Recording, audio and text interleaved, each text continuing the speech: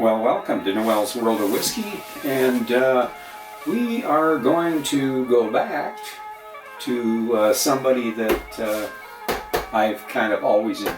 Well, I won't say always, because I haven't drank this for a long time, but certainly in recent times I've become a bit of a fan of this guy.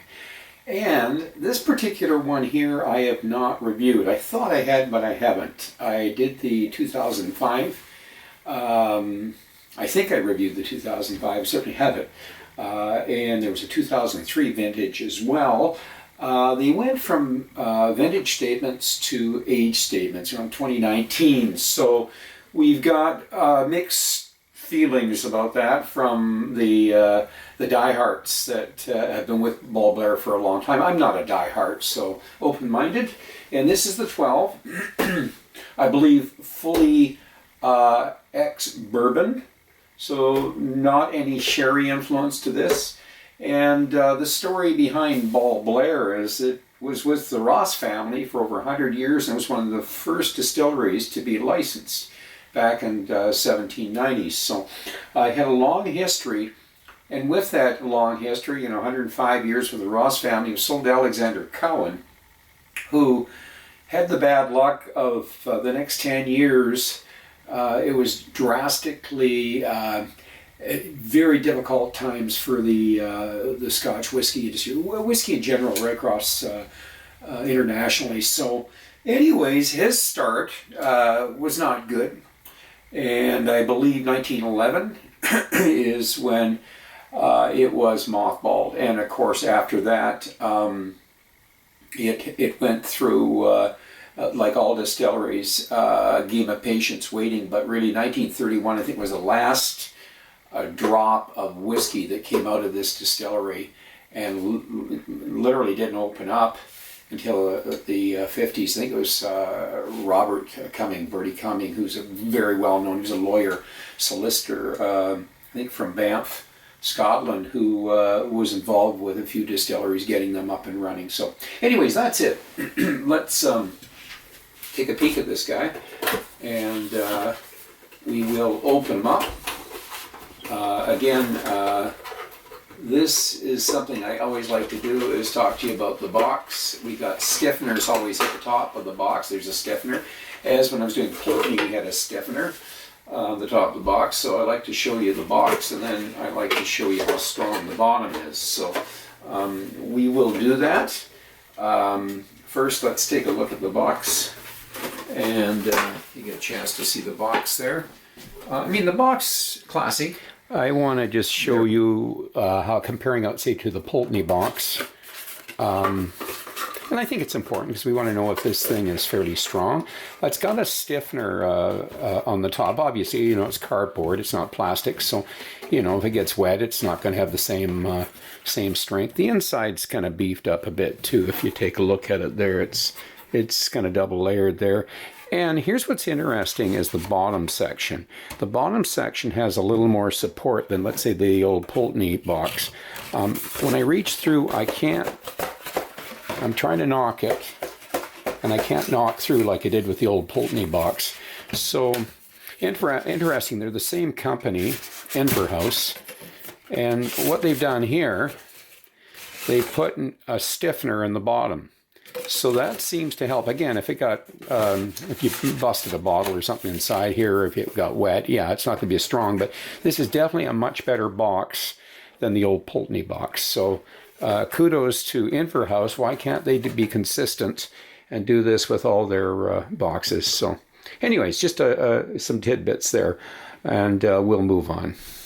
And our job now is to open the Balblair 12, and let's take a peek at it. So, like I say, they have a classy looking bottle, and I will show you the contents of that in a second here. So, let's get rid of the garbage there, and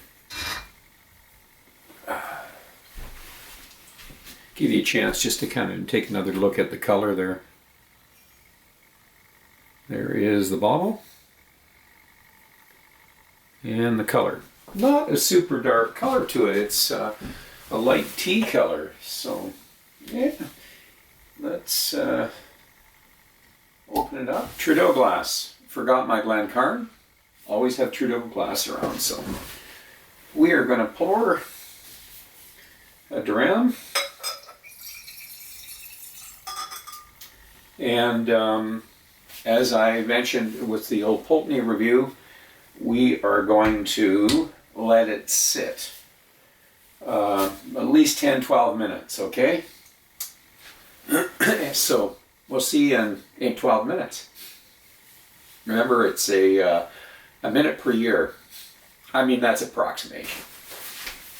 Well, welcome back to Noel's World of Whiskey, and our idea was to let this sit for, it's been at least 15 minutes. So we're going to show you the color of the whiskey.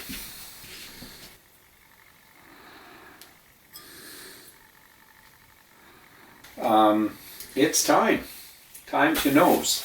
And just something I thought I would throw a little something extra in here to show you some of the distilleries that Inver House is involved with. And the interesting thing is that Hiram Walker also ended up purchasing these distilleries and then turning around and selling them to Inver House, which is kind of, not all of them. But anyways, we have Anak, which is basically Knockdhu Distillery, this guy here, and Old Pulteney. We know that was a Hiram Walker distillery at one time, Inver House now, which is, by the way, Thai Bev, Interbev and Thai Bev.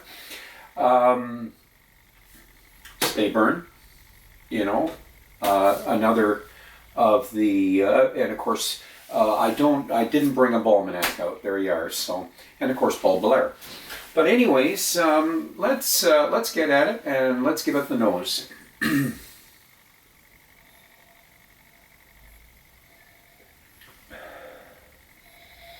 So right off the bat, we're getting,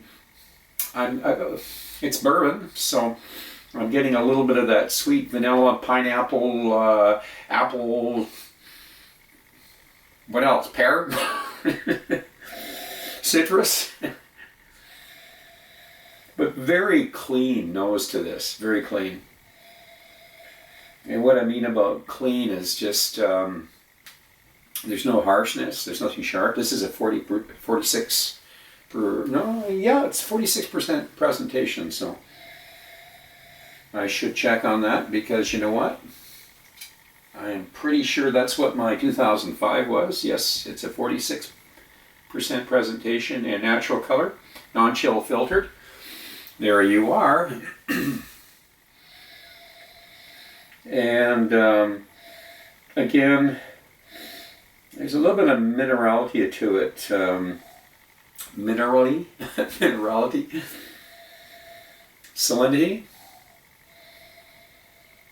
But very clean nose to it, and I'm not getting punched by the alcohol. So when I say citrusy with the apples, definitely going to throw in a bit of pineapple there, sweetness, and honey, pineapple and honey. Okay, palate.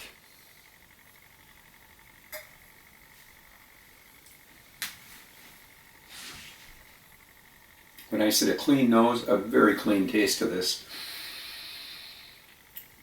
First thing I'm going to say is, first taste, there's something balanced here, very balanced.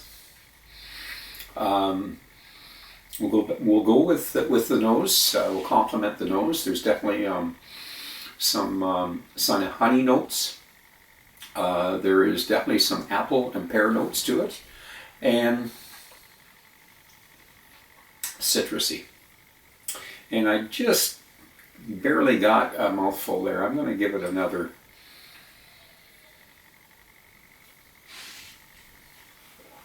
Give it a good chew.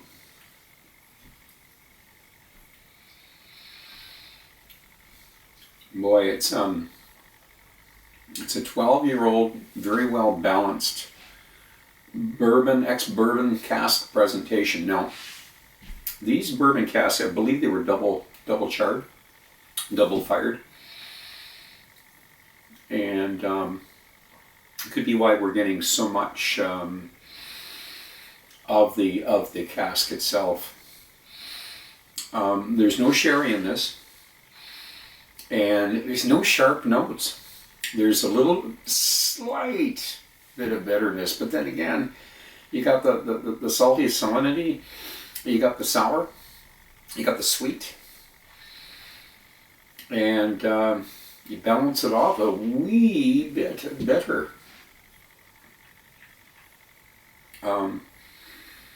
This is not complex, but it again, there is some layers here, and it does not leave a long coating. There's still a coating on my mouth, but not so much like the 15. As things are disappearing here, I do get a slight bit of leather there as things are disappearing. And that leather might be also interpreted as licorice. So I think when we do the finish here, I think we'll have a better idea on that one. To the finish.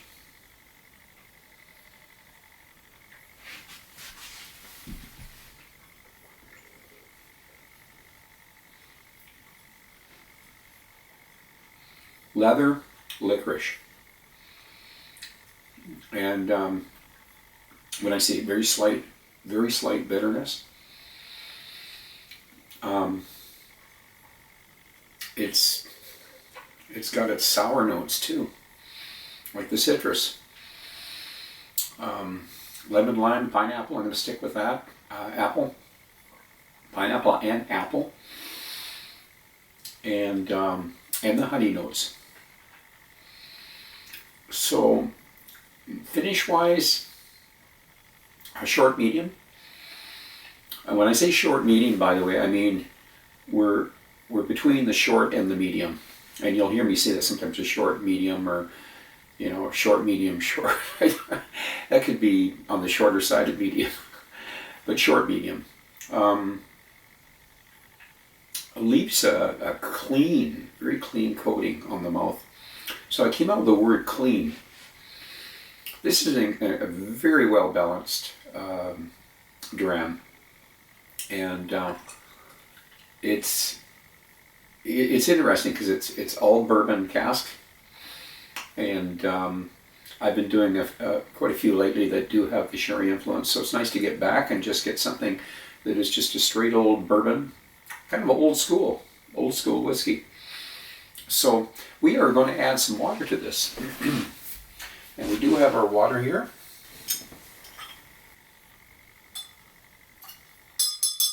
So, with water, the nose. Let's give it a little swirl first.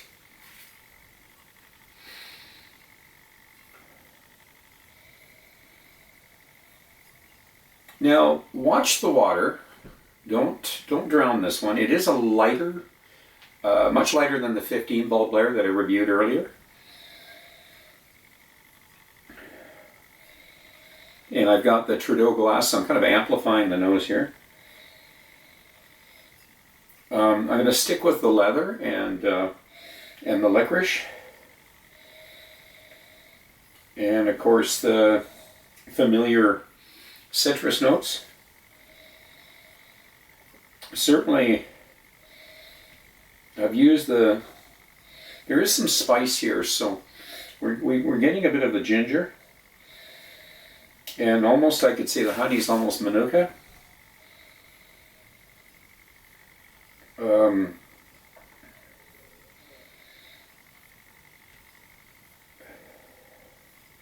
I said minerally salinity. Yeah, it's not the same as you'll get with a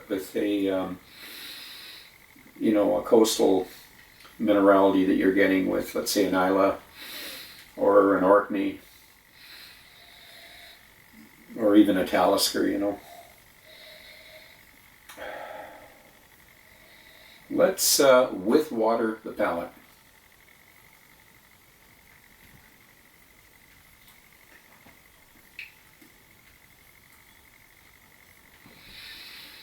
I like this stuff.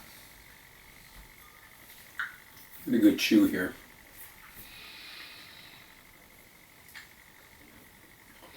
I'm fortunate that I'm a cheap son of a gun, so I don't like going out and buying bottles that I'm going to beat the heck out of. If somebody gives me a bottle, I'll review it, but money is scarce. I pay for my own whiskey. So I do have to read some reviews or have a good experience with one of the previous bottlings. So usually when I'm doing a review, and I'm going to be like a lot of the reviewers, come on, if you don't have a pile of money to throw at booze, you're not getting the booze free. It's coming out of your own pocket, your own heart, still working. In fact, it eats up a lot of time and work, and it's hard to manage the time to do this, and especially try to get better at it and be a little bit more efficient. So we're not taking up so much time of our life where we should be spending time with family, and also I'm very outdoorsy active. But aside from that little wandering there, I would say that most of the whiskeys that you're going to see me review are going to be decent whiskeys. I might get shocked. It might not be what I was expecting it to be, or it might be over the top. But this one here, I've added water. It's been going pretty good. The whiskey's a simple, basic bourbon influenced whiskey, and it's kind of like there's nothing to criticize here. It's not over the top. It's a 12-year-old whiskey. It's a darn good 12-year-old whiskey. And it has enough there that this is something I could go back to many times. In fact, there's times I would prefer to drink maybe something like this to one of my heavy sherry bombs or some of my more complex whiskeys, because that's the mood you're in. It has everything really that ticks the boxes. It's 46% non-chill filtered, no color added, pretty honest box, even a nice looking bottle. You kind of feel good about this, and I kind of feel good about giving it a decent score for a 12-year-old. I pushed this in the 85 to 86 area. Now I'm gonna have to ship my score on the 15, because it was a good whiskey as well. So, but this is definitely something worth chasing after. I highly recommend this.